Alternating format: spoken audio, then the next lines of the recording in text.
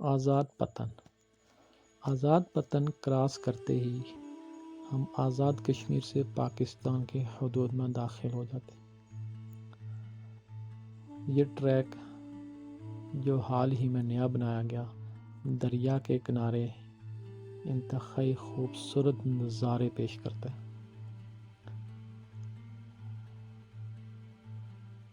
یہ ساتھ بہتا ہوا دریا، ٹھنڈی ہوائیں، اور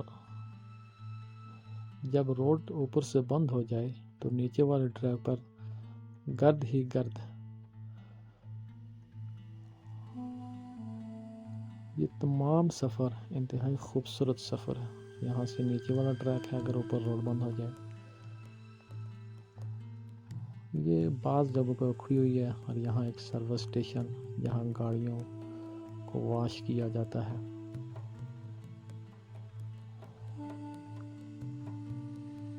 بارش میں ان جگہوں پر کافی مشکلات پیش آتی ہیں.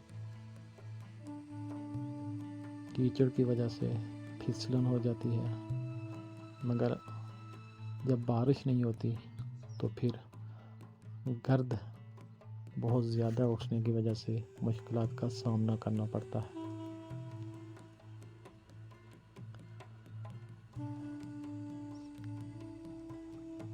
جب یہاں کوئی گاڑی کراس کر لے تو بائکر حضرات کے لیے انتہائی مشکل ہو جاتا ہے کہ وہ خود اپنے آپ کو پہچان سکیں، کیونکہ اس قدر گرد بڑھ جاتی ہے کہ پہچاننا مشکل ہو جاتا ہے.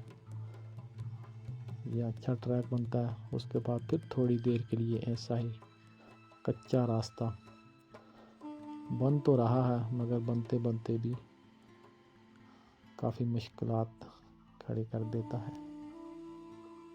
سامنے آپ دریا دیکھیں، کیا خوبصورت نظارہ ہے دریا کا.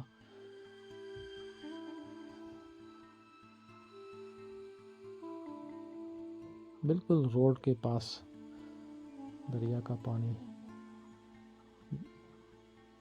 ہولاڑ ڈیم بننے کی وجہ سے یہ کافی اوپر ہے اور روڈ کے بالکل نزدیک ہے.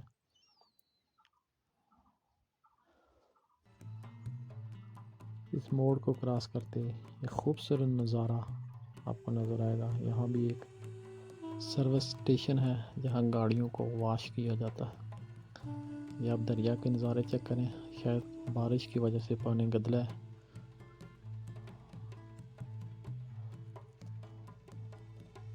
واہ کیا نظارے ہیں، یہ چیک کریں جی. نظارے